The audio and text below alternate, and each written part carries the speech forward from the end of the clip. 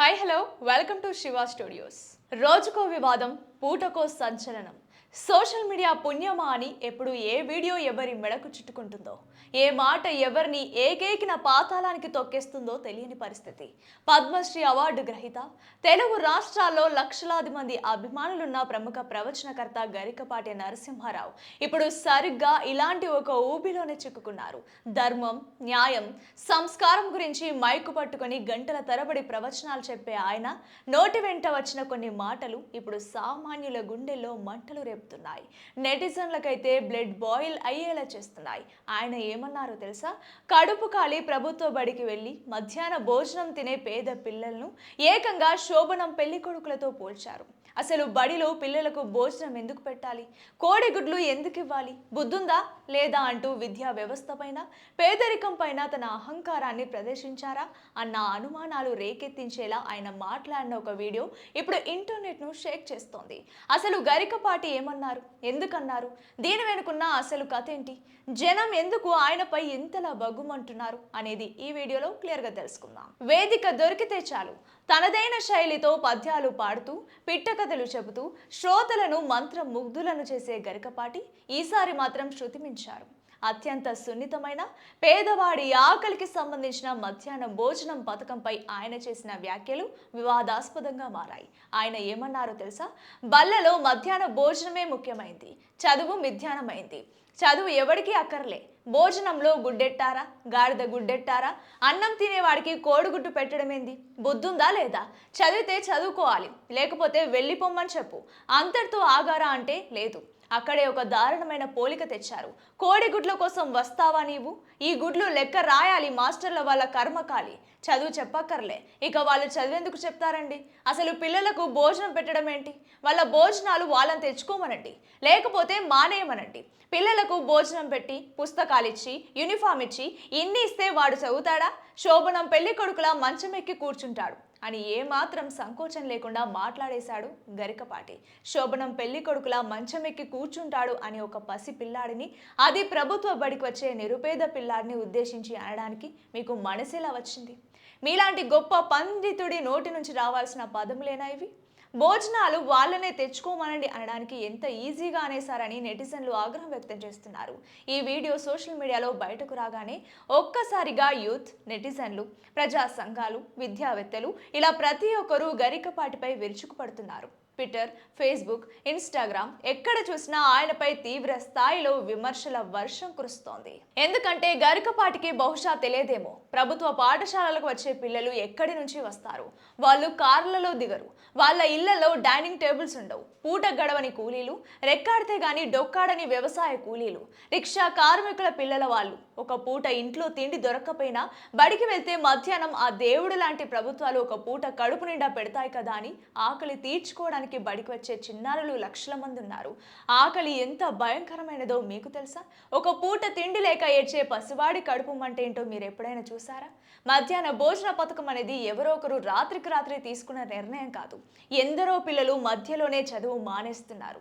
ఎంతో మంది పిల్లలు పోషకాహార లోపంతో పిట్టల్లా రాలిపోతున్నారని సర్వేలు చెప్తే ప్రపంచవ్యాప్తంగా ఎన్నో దేశాలు, ఐక్యరాజ్య సమితి సైతం మెచ్చుకున్న గొప్ప పథకం ఇది. అలాంటి ఒక ప్రాణాధారమైన పథకాన్ని పట్టుకొని అన్నం పెట్టాలా, కోడిగుడ్డు పెట్టాలా అని వెటకారం చేస్తారా? ఆకలితో ఉన్నవాడికి ముందు అన్నం పెట్టాలి, ఆ తర్వాతే అక్షరం నేర్పాలి అని విద్యావేత్తలు చెప్తారు. కడుపులో ఎలుకలు పరిగెడుతుంటే మీరు చెప్పే చదువులు ఆ పిల్లల బుర్రకెలా ఎక్కుతాయి సార్? ఆ పిల్లలకు ఒక పూట భోజనం పెట్టి కోడిగుడ్డు పెడితే అది మీకు శోభనం పెళ్లి కొడుకు వ్యవహారం లాగా కనిపించిందా అంటూ నెటిజన్లు ముక్కున వేలేసుకుంటున్నారు. సంస్కారం అంటే పుస్తకాల్లో చదవడం కాదు, సాటి మనిషి ఆకలిని అర్థం చేసుకోవడం అని గరికపాటికి క్లాస్ పీక్తున్నారు. వివాదం ముదిరి పాకాన పడడం, టీవీ ఛానల్స్ లో బ్రేకింగ్ న్యూస్లు రావడం, ప్రజా సంఘాలు నిరసనలకు దిగడంతో గరికపాటి టీం ఉలిక్కిపడింది. డ్యామేజ్ కంట్రోల్ కోసం వెంటనే రంగంలోకి దిగింది. అయ్యా, సోషల్ మీడియాలో తిరుగుతున్న వీడియో కేవలం ఒక చిన్న క్లిప్ మాత్రమే.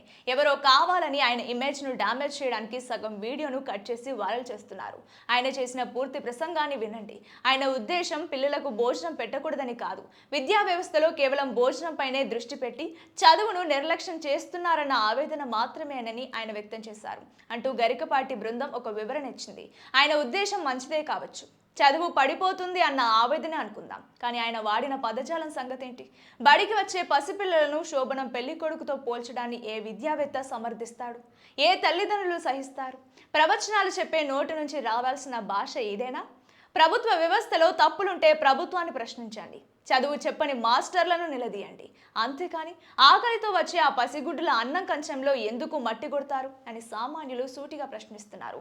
ఒక విషయం మనం అర్థం చేసుకోవాలి. మన దేశంలో ఇంకా ఒక పూట భోజనం కోసం ఎదురు చూసే దౌర్భాగ్య పరిస్థితిలో ఎన్నో కుటుంబాలు ఉన్నాయి. ఒకప్పుడు బడికి వెళ్ళాలంటే భయపడే పిల్లలు ఈరోజు ఉరుకులు పరుగులు పెట్టుకుంటూ వెళ్తున్నారంటే దానికి ప్రధాన కారణం ఈ మధ్యాహ్న భోజనం. యూనిఫామ్, పుస్తకాలు, భోజనం ఇవన్నీ ప్రభుత్వాలు ఇస్తున్న భిక్ష కాదు, రాజ్యాంగం వాళ్లకు కల్పించిన హక్కు. గరికపాటి లాంటి ప్రముఖులు సమాజంపై తీవ్ర ప్రభావం చూపగలరు. ఆయన మాటలను లక్షలాది మంది గట్టిగా ఫాలో అవుతారు.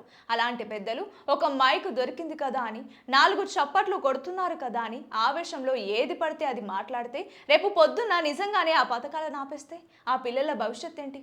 వారి ఆకలి కేకలకు ఎవరు బాధ్యత వహిస్తారు? గరికపాటి గారు తక్షణం తన వ్యాఖ్యలను వెనక్కి తీసుకోవాలని, బేషరతుగా ఆ పేద విద్యార్థులకు వాళ్ళ తల్లిదండ్రులకు క్షమాపణ చెప్పాలని ఎన్నో సంఘాలు డిమాండ్ చేస్తున్నాయి. ఇక గరికపాటి బ్యాక్గ్రౌండ్ ఒకసారి చూస్తే 1958 సెప్టెంబర్ 14న ఆంధ్రప్రదేశ్లోని పశ్చిమ గోదావరి జిల్లా పెంటపాడు మండలం బోడపాడు అనే ఒక చిన్న గ్రామంలో జన్మించారు. వెంకట సూర్యనారాయణ, వెంకట రమణమ్మ దంపతులకు జన్మించిన ఆయనకు చిన్నప్పటి నుంచే తెలుగు భాష అన్న, పద్యాలన్న ఎనలేని మక్కువ. ఆయన ప్రాథమిక విద్యాభ్యాసం అంతా సొంత ఊర్లోనే సాగింది. ఆ తర్వాత మచిలీపట్నం, రాజమండ్రి లాంటి ప్రాంతాల్లో ఉన్నత విద్యను పూర్తి చేశారు. తెలుగు సాహిత్యంలో ఎంఏ చేసి ఆ తర్వాత పిహెచ్డి కూడా సాధించారు. చదువు పూర్తయిన తర్వాత ఆయన ఒక ఉపాధ్యాయుడిగా తన ప్రస్థానాన్ని మొదలుపెట్టారు. కాకినాడలోని శ్రీశాంతి కుటీరం, సెయింట్ ఆన్ స్కూళ్లలో ఎంతో మంది విద్యార్థులకు తెలుగు భాష మాధుర్యాన్ని పరిచయం చేశారు. క్లాస్ రూమ్ లో ఆయన పాఠం చెప్తుంటే విద్యార్థులు మంత్రముగ్ధులై వినేవారు. ఒక గురువుగా ఆయన ప్రయాణం భవిష్యత్తులో ఆయన ఒక మహోన్నత వక్తగా ఎదగడానికి బలమైన పునాది వేసింది. అవధానిగా పండితుల ప్రశంసలు అందుకున్న గరికపాటిని సామాన్యులకు చేరువ చేసింది మాత్రం ఆయన ప్రవచనాలు. పురాణాలు, ఇతిహాసాలు అనగానే వయసు పైబడిన వాళ్లకు మాత్రమే అన్నట్లుగా ఉండే పరిస్థితిని ఆయన పూర్తిగా మార్చేశారు. టెలివిజన్ మాధ్యమం ద్వారా ఆయన ఇంటింటికి చేరువయ్యారు. తెలుగు భాషకు, సనాతన ధర్మానికి ఆయన చేసిన అలుపెరుగని సేవలకు గుర్తింపుగా ఎన్నో పురస్కారాలు ఆయనను వరించాయి. ఆంధ్రప్రదేశ్ ప్రభుత్వం నుంచి హంస అవార్డ్, తెలుగు విశ్వవిద్యాలయం నుంచి గౌరవ డాక్టరేట్ పొందారు. అన్నింటికంటే మించి 2022లో భారత ప్రభుత్వం ఆయన్ను దేశంలోని అత్యున్నత పౌర పురస్కారాల్లో ఒకటైన పద్మశ్రీతో సత్కరించింది. ఢిల్లీలోని రాష్ట్రపతి భవన్లో ఆ అవార్డు తీసుకుంటున్నప్పుడు ప్రతి తెలుగువాడి గుండె గర్వంతో ఉప్పొంగుతోంది. భాషకు దక్కిన గౌరవం అది. వివాదాలు రావచ్చు, విమర్శలు ఉండొచ్చు, కానీ తెలుగు భాష ఉన్నంత కాలం గరికపాటి నరసింహారావు గారి పేరు చిరస్థాయిగా నిలిచిపోతుంది. పాశ్చాత్య సంస్కృతి వైపు పరుగులు తీస్తున్న నేటి తరానికి మన మూలాలు ఎక్కడున్నాయో, మన సంస్కృతి ఎంత గొప్పదో పదే పదే గుర్తు చేసుకున్న ఒక మార్గదర్శి ఆయన. మరి గరికపాటి నరసింహారావు గారి వ్యాఖ్యలపై మీ అభిప్రాయం ఏంటి? ఆయన మాట్లాడింది తప్ప ఒప్ప? పిల్లలకు మధ్యాహ్న భోజనం అందించడం వృధా ఖర్చు అని మీరు భావిస్తున్నారా, లేదా అది పేద పిల్లల ప్రాథమిక హక్కు అంటారా? కింద కామెంట్ చేయండి. ఇలాంటి ట్రెండింగ్ వార్తల కోసం మన ఛానల్ వెంటనే సబ్స్క్రైబ్ చేసుకోండి.